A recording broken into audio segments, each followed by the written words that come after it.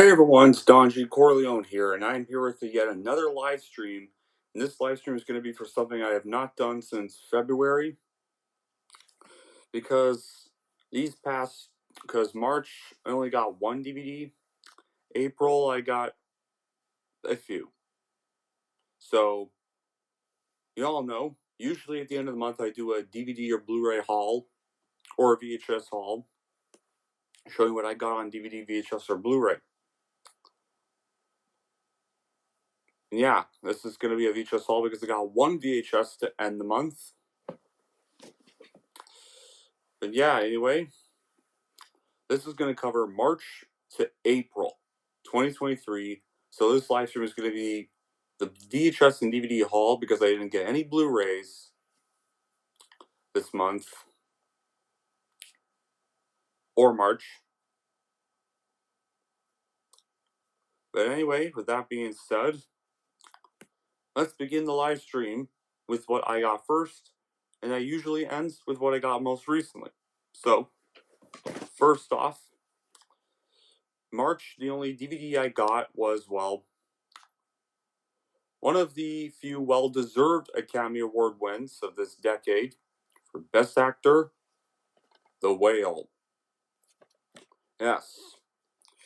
Now, when I first heard of this, I heard of who was going to be directing it, and Aronofsky was a director I had lost respect for after his little controversial reactions to the Mother backlash, which was his last feature that got a lot of bad publicity from quite a few people, and he got all mad over it. So, and plus, only films he really had I liked were Requiem for a Dream, The Wrestler, and Black Swan before this movie came out. But this now, The Whale, this would now have to join one of the few Aronofsky films I liked. And and the only reason I was originally really wanted to see it was just, well, because I think Brendan Fraser is underrated. I mean, I'm glad he was finally making a comeback that he deserved, and is finally getting the praise he deserved here. Here, especially after Hollywood basically literally dropped him out after he literally came clean about one thing, which was just disgusting. But yeah, this Best Actor win, very well deserved. Glad he finally got the Best Actor win he has long deserved for a long time. Here, and this movie really shows that he absolutely deserved the award. His performance in this movie is phenomenal. Here, and the character of Charlie is very relatable and just a very great character. And the rest of the cast, they're pretty good too. I mean, you got Han Shao playing Charlie's nurse, and they do have some nice scenes together, but there's some times where she does kind of get on my skin. But not as much as one other character, which was his daughter. My God, like, now, I loved Sadie Sink's performance, but God, not her character though. No, like, her character is just awful to sit through. Just about, her character just does really awful things in this movie, and I just found it very hard to even literally sympathize with her character at all, with all the things she does in this whole entire film. And it's like, and I thought Max from Stranger Things was unlikable. Now that I've seen this, I'd rather sit through Max over Ellie any day of my life. But despite that, I enjoyed The Whale, and it's not a rewatchable movie at times, but I still thought this was pretty damn good. I'm definitely glad Brendan Fraser won the Oscar. Next thing I got was one of Christopher Nolan's earliest films, Memento, from 2000. This was kind of the film that kicked off Christopher Nolan's fame. Fame with this one. I haven't watched it, but I'm going to give this one a watch. And then, end off March, True Lies. Easily James Cameron's last good movie. Very last. before he pretty much decided to sell out and make crappy movies like Titanic and the Avatar films. But this is a very fun movie. A lot. It's very epic, and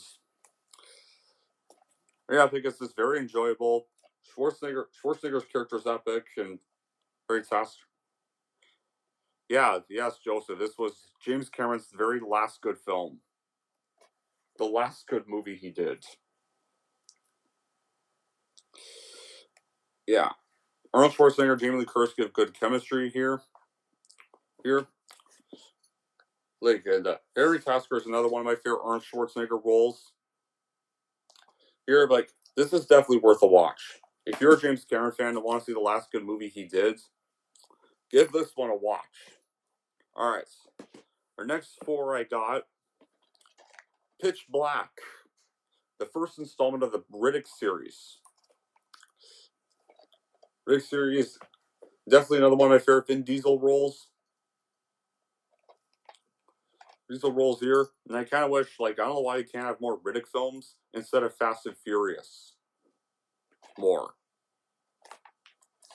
Fast and Furious should have stopped with Furious 7, and we should have had more films of this. I mean, when it comes to Pitch Black as a trilogy, Pitch Black's good. Riddick's also pretty good, not as good as Pitch Black. And Chronicles of Riddick can suck it. Only ones I liked were Pitch Black and Riddick. Next one I got Wild. Probably Reese's best film in a very long time since Walk the Line. Best live action film anyway since Walk the Line, because after Walk the Line, she pretty much appeared in a lot of stinkers like Four Christmases, How Do You Know, that 2010 box office bomb, which sadly put Jack Nicholson in retirement. Kind of a sad way to end a career on. Just some more mixed receipt films, but this film really got her back to the spotlight. Also a very interesting drama film. And of course, a film about spiders is next. Really giant spiders. One of those so corny it's good films. Eight-Legged Freaks. Yes. I actually enjoy this movie. I have fun with it.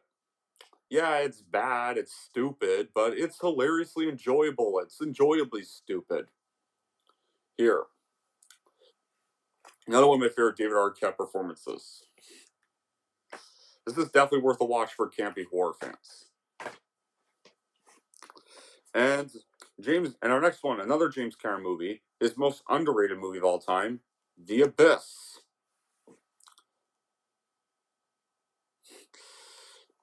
Yeah, The Abyss, another great film, another great James Cameron movie, probably his most underrated. I'm surprised like nobody talks about this one. And definitely a better James Cameron sci-fi movie than The Way of Water. And then our next two, Pearl, the prequel to X I've been meaning to buy for a long time. Now, when I first heard that a prequel is coming out literally with being shot back to back with X and being released 6 months after X, I was a little skeptical. Because don't you think you want to wait a little bit before you make a follow up to X? Not rush it 6 months, because follow ups that come out 6 months after previous films, with the exception of Kill Bill, the results don't go as well. Back to the Future 2 and 3, Matrix 2 and 3. So I was skeptical on this, but surprisingly, I know Ty West is an overrated director. I think he is an overrated filmmaker, but this and X are some of Ty West's only few films I enjoy. And definitely another one of 824's best. I mean, this was surprisingly a much better prequel than Leatherface 2017 was, which was a better horror prequel anyways. But yeah, I saw that in the theaters and I enjoyed it, and honestly, I can't wait to see how Maxine turns out, the sequel to X. I hope it turns out decent. I hope it at least still turns out decent and ends the trilogy on a pretty good note. And our next one, this is one I did a live stream for, Kids vs. Aliens, which really sucks. And this was a huge letdown. Because this was based off a short film I enjoyed from the VHS film series called Summer Party Alien Abduction. And I was hyped for this. I mean, you got Jason Eisner coming back, the guy who directed the short, coming to do this. Even, especially his first feature film since Hobo with a Shotgun, which I also enjoyed. And I wanted to see more of what he did because I think he's underrated as a filmmaker. And this was not the best result. Characters were not that enjoyable. The aliens just looked really bad compared to how much better looking they were in the short film. And this movie just did not work for me.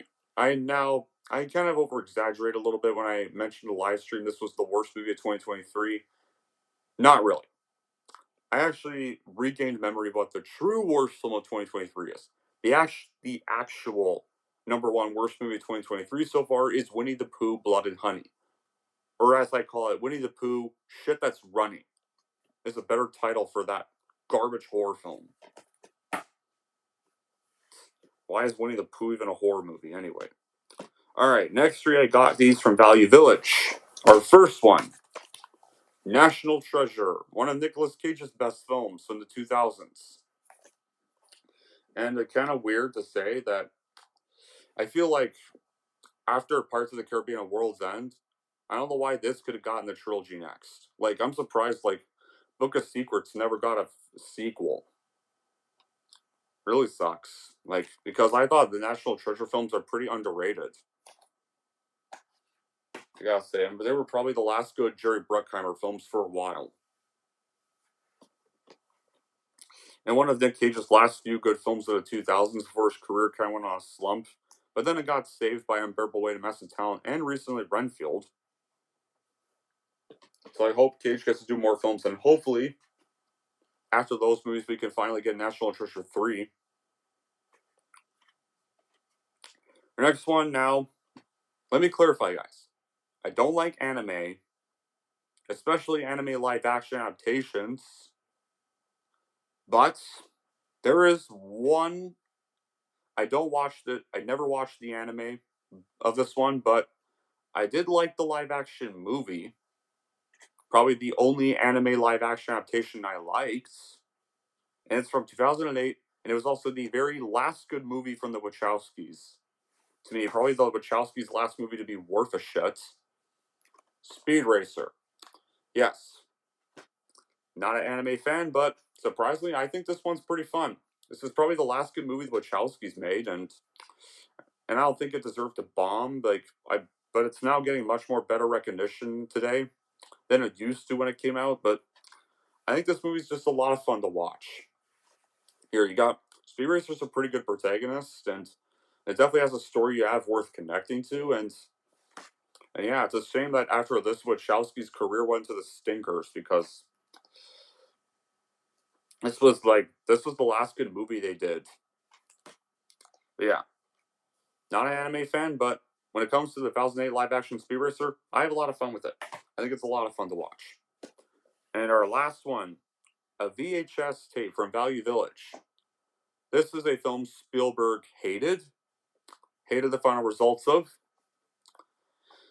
And the most recent adaptation of the story has inspired me to revisit this one. And I think it's a childhood classic. And I don't think it deserved all the negative reviews. 1991's Hook. Yes. The movie Spielberg hated. Yeah, because he did this one and he did not like the results. Which is really crazy. Because I think this movie is actually pretty good. Regardless of what Spielberg thinks. I mean, to me, it's easily the best live action Peter Pan film. And yeah, it's a little long, but maybe if you shortened it by 20 minutes, like maybe 120 or 125 minutes, probably would have had some better results. I mean, I can kind of see where Spielberg's going with why he didn't like the results of this film because the production got interfered with, but I think this movie's still pretty good despite it, and it's definitely one of Rob Williams' best roles, and I think Dustin Hoffman's perfect as Captain Hook. here. And you kind of get a bit more focus on Hook here. A little more of him, and I think also Bob Hoskins makes a pretty good Smee. Yeah. I don't care what the critics say about Hook. I still think Hook is another Spielberg masterpiece of the 90s. And it's easily the best Peter Pan film to me. The best live-action Peter Pan film. Other than that, guys, that's it for what I have. Hope you enjoyed this live stream. Sorry this other haul took a little while, but didn't really have time to buy a lot of DVDs March to April, but hopefully now I can. But until then, guys, that'll be it for this live stream. Thank you all for watching. If you like this, want to see more, don't forget to like, subscribe to Don G. Corleone.